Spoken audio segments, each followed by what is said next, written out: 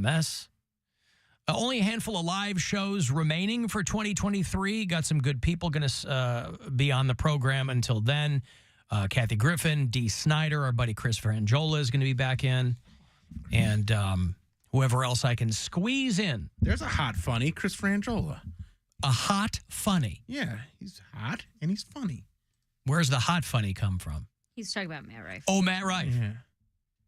People are giving Matt Rife a hard time. Like, oh, you can't be hot and funny. Well, because Chris Frangiola does it. Now, is he old? Yes, he is old, but he's still hot.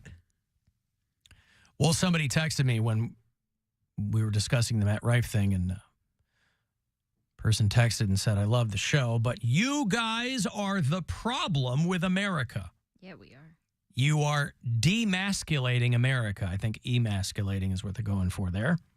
Doesn't mean we need to punch women in the face, but if we can't even tell a joke, come on, man, toughen the F up. No one here said they were offended by the joke. We're not offended by the joke. We said it was a hacky joke. You need to listen better, were offended, or I'm going to punch you in the face like the lady from the joke. They were offended as writers, not as... Pay attention, man. And I said it was an interesting choice to open with domestic violence when you have a large female fan base. Yeah. PC as hell, this person says. I don't consider it overly PC, though, to say that, there's Don't nothing... punch women in the eye? Well, yeah. Don't punch women in the eye. And here's the thing, too, is people think that, like, I do a ton of dark humor. Mary does a ton of dark humor in our acts. Like, we both like that stuff. When people are like, oh, PC, like, there's a laziness to a lot of humor that's out there where people are like, I'm just telling it like it is. I'm saying what everybody's thinking. But that's not, like, I can say those things, but I don't have to then go just telling it like it is, because I like to be a little more clever. Mary's very good at this. I mean, your whole thing about your dad being dead, like all that material, very dark. Mm-hmm. I wouldn't call it politically correct. Not really. Well, my thought is always that's just edgelord comedy. Yeah. I mean, my thing is there should always be a second layer. Mm-hmm. At the very least, give me a second layer. Mm-hmm. You don't have to have 5. 5 would be great. You can stack 5. Give me a second layer.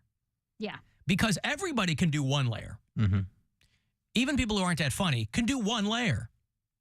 So give me 2. That's not too much to ask. I don't think so either. Give me 2. You're somebody doing it professionally. But to that person's point, you're right. Comedy is comedy. It's got nothing to do with PC. Right. Yeah, granted. And it is there subjective. are people who are going to complain about everything that somebody does. That's their thing. That's something they didn't care for. Doesn't make them overly politically correct. And there is absolutely comedy that I don't agree with that I laugh at, but it's well written and it's well performed and it's not, and it's original. Originality is my favorite thing for comedy. If I'm hearing a joke and I'm like, I haven't heard this. I've never heard this. Or I've never heard a take on this, Yeah. or like it catches me off guard. That's what I enjoy.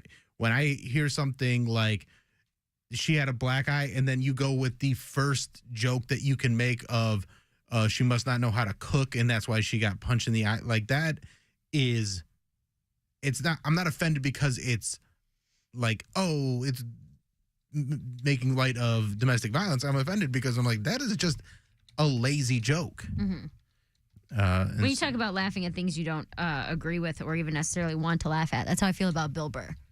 I don't really like Bill Burr's comedy, and I don't agree with almost any of his premises. But you laugh at all. He rubs me the wrong way at the beginning of every single joke. Every joke, I'm like, this dude's a misogynist, this dude's out of touch, this dude's old, this doesn't get it. But then he's so good and so clever that by the end of it, I'm laughing, and I'm like, I don't even like you. Like, I do not like your presence as a comic, but you're so good. And that cleverness is something that some people think is they're pulling off and they're not. Right. There's a lot of people that act like they are clever but there's not. That's what Alan's talking about, that second layer or third layer where it's a little deeper than the surface stuff. And that's what I enjoy more. By the way, you can only hope to be original because originality is very subjective too. Because That's what I was just saying. Originality is very subjective too. Stop copying me, Bill. I'm just giving my 2 cents. It's parallel thinking. I think Bill was the first one who said that. That's what I heard. Just because, I mean, you know, you might not be hip to a really old joke. Yeah. Well, I actually made that point And somebody to Bill. go, oh, this is, you know, and people go, yeah, but so-and-so. And you go, okay, I don't know what to tell you. We You also- know, I'm a younger comic's going to go, I'm 27. I don't know. I'm not going back to the late 60s. And that's fair. That's a fair point. Like when people want to talk comedy with me, I warn them. I go, you're not going to like anything I say because you're a casual comedy fan that watches comedy sometimes. Mm-hmm. We are Live it. snobs. We are comedy snobs. So when people want to talk comedy and I go and they tell me who they think is funny and I tell them either I'll just, not? I won't, yeah, when I go, whatever, not for me. And they go, well, why not? And I'm like, if you really want to dig into this, I'll break it down for you. But it's, you know, it's a much more in-depth conversation for me than most people. And don't ever ask why not. You don't have to. Yeah. Just, okay, cool. I'm talking about something else. Whatever. People go, why not? You go, who cares? Do you care? Because it's a woman. Do you care That's why. why? All right? It's a woman. Do you And care I- why I gotta do or explain- don't like something? I mean, you know. So, you know, I like pound cake. It's just me, right? A lot of people don't. That's fine too. Yep, and I never ask why not. Of course. I never He's too asked- smart for that. I never ask why don't you like me, or when I give you guys some of my favorite comedians and you guys say I don't like them, I never ask why not because I don't care because they're still my favorite. Yeah, who cares? Who are some of your favorite comedians? Who cares? We just said it. Who cares? Tell me. Katt Williams. Who Katt cares? Williams is so funny. I'm sorry. Katt Williams is hilarious. And I'm subjective in the fact that I have no problem with Katt Williams. I don't either. like I can also be reasonable. Like I like some of his older stuff. I went to see him when he came to Akron Yeah, Civic, you right? walked out or something, didn't you? I didn't walk out. Oh, okay. No, but it like his new material, it was not good. In fact, he kind of repeated something that Mary said at the comedy tour. Ooh, he stole my bit. I think his was before yours actually, but I know you didn't stole get it his from Katt bit? Williams. Wait, Wait, he said something that she said in the comedy tour. Comedy So- tour have been 2019. Did he did you recently say get the sober? N-word then? I don't think Okay, so. I don't. Wait, She that was the year she was dressed like a leprechaun. So it was Yeah. less about the content and more about the aesthetics. Did he used to be a pimp? Was that what it was? That was it. You know my hair's luxurious, bitch. I just know that he did a New Year's Eve show in Chicago at a pretty big theater, man, and people were like wanting their money back. And it was his crowd. I still think he's funny, but I think everybody's got probably those signposts of shows that did not go the way they had hoped. Yeah. What bit did I steal from Katt Well, Williams? it wasn't necessarily a bit. It was like the same subject matter. He was talking about Arby's having the meats, and he told a story similar to yours. And I was like, wow, that's a similar story. But It was a similar story, yes. similar story, but it wasn't the exact same bit. So that's how I knew it wasn't the same thing. But his opening act, the guys he brought on the road with him were really good. Like they were. I followed them all on Instagram, and I would like watch them from time to time. They're really good. But that particular show, I did not care for, but I still support him. The Monique special. Monique is, again, a legend. I grew up watching the Parkers and the Queens of Comedy.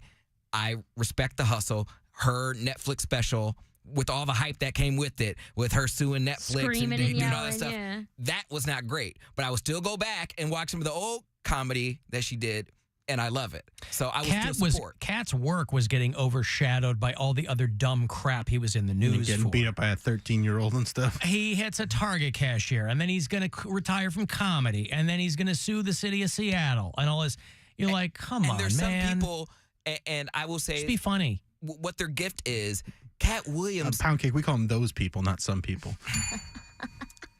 there are some people out there that do not have to necessarily have an act. Some people are just naturally funny. If they get on stage and rant, in my opinion, again, I'm not a comedy snob like you guys. I'm not picking apart every little thing because I don't know timings. Well, I'm watching from a fan. But But you know what nobody's you getting like, up there off the cuff. and that's the thing. Katt Williams did what, like 4 or 5 specials in 4 or 5 years. But they were all good. And they were Right, but- great. and they he were had- all legendary. good. But that will burn you out. burn himself and out, so yeah. like as you take those and then you try and recreate that again when you don't have as much time, you don't have as much like material to draw from because you're drawn from a dry well. That Yeah. makes it really hard to go up and do that. And also, comedy's not a thing where you can go up and play the hits. Yeah. You got to do Correct. new stuff. You have to do new material, and that's the thing. But just the way he talks, like the way he talks, is not like a normal human He's a being. funny He talks- person. He talks like a comedian. No, I mean, he's got a funny persona. He's got a voice, which is great, but you still need something to back it up. And I think he came out with it's these. really difficult to maintain that, especially when you put out the amount of material that he put out over that like Correct. 10-year because run. Besides the specials, his bits became cartoons, and he was voicing the cartoons. One that my family goes back to is the I don't even know if I can say it, but it's talking about tigers in the zoo. Yeah, that's a funny one. And it's a cartoon, but he was the first one that said he inspired him to say afternoon white people because he would always come out to his shows. He'd be like, Wait, you took that from Katt Williams? he said, get you some white friends or hey white people, but I said afternoon white We people. were just talking about originality. Well, this was I've been on the show for Come 8 on. years. Yeah, but I thought it's because the vast majority of this audience is white, and that was the joke. But People it still is. text me and they go, "If Poundcake," and I'm like, "Shut up, you dope." A majority of Katt That's the Williams joke. fans are white too. I wouldn't know, say say a that. No, majority. I would not Maybe- say the majority of his Maybe fans. the no. vast minority, but He said, get you some white friends. Get you some white friends. Well, no, Poundcake- it's a 9, not a Poundcake 7. sees himself in Katt Williams. They have similar deliveries. Similar. They have similar vibes about them. So it's not, he never said, his greeting was never hi or bye white people. The way in which he says white people, he said, follow along, white people, follow along. So He was the first person I That's the heard funny part. publicly talk bad about Michael Jackson. His bit about Michael Jackson, he said, yeah. I mean, not super young, but it's when he's in that green velvet suit and he's just It's going, pimpin', it's pimpin', when he's going off about how much he hates Michael Jackson. That was one of those bits that I mean, I'll never forget it. And you can never ever replay it on No. the radio because it's filled with expletives. But it made sense. It's just like he was like, I love bitches. He's like, that's my stuff. He said, and when they come over to my house, I want them to feel comfortable.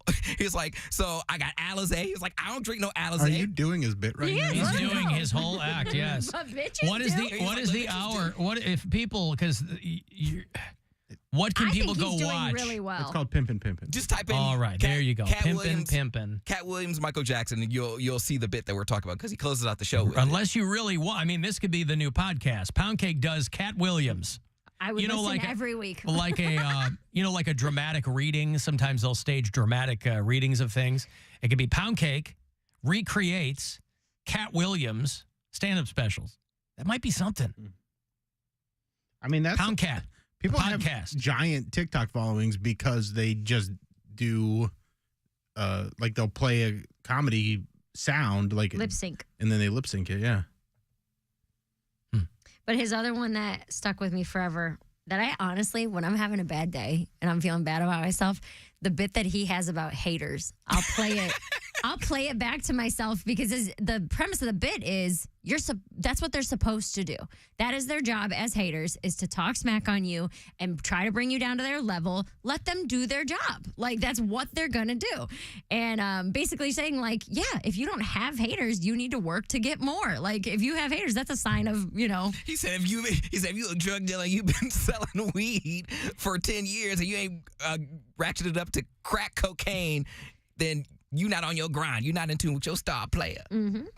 He's like, Says the same thing. But about, he really I really do loves, want the Poundcake Katt Williams. Said- Just do one episode where you just like do like 3 or 4 of his bits verbatim. Verbatim. Or we'll just Like you print out the transcript and then you perform it. or we just have him go and do it in the studio that they're building over there, the performance studio, and get the suit on and everything and just do like a tribute show. You do Poundcake does the work of Katt Williams. Yes. I did have a pretty popular reel where I was mimicking Mary, and all I was doing was mouthing her words, and it got like 12,000 views. You're welcome. Give me a little bit of Katt Williams before I go to Oh, break. sweet. That's a popular reel. Oh well, let me think.